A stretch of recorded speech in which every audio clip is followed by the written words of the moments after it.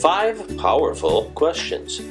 I've learned over the years that for inquiry to be alive and well in a classroom, the teacher needs to be an expert at asking questions.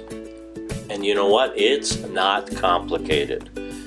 I've learned that asking straightforward, simply worded questions can be just as effective as asking intricate ones.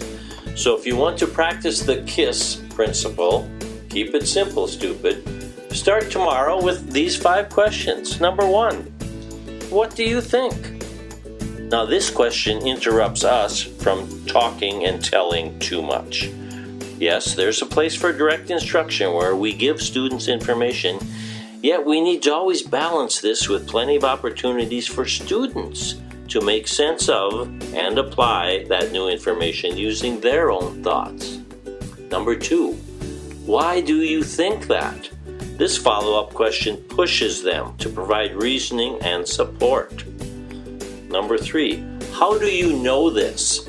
When this question is asked, students can make connections to their ideas and thoughts with things they've experienced or read or seen.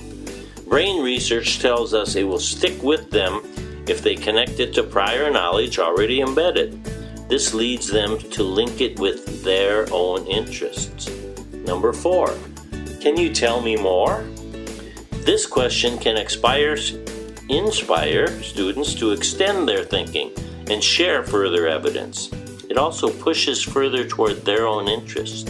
Remember, in a culture of caring, we want to connect with their interests, not only because it builds relationships, but because it makes more effective learning. And finally, what questions do you still have? This allows students to offer up questions they have. Now, in addition to routinely and relentlessly asking your students questions, be sure to provide time for them to think. What's best here? 3 seconds? 5? 7? Kind of depends on the age, the material, their comfort level. So this varies. But push yourself to stay silent and wait for those hands to go up. Remember yogi? You can observe a lot by just watching. Don't always respond to that first impulsive, usually male, hand raiser, me. And always make sure that your tone makes a question sound like a question. Like, don't say, what do you think? But, what do you think?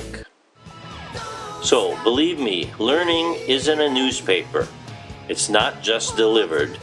It's also discovered. And that's facilitated by your questions.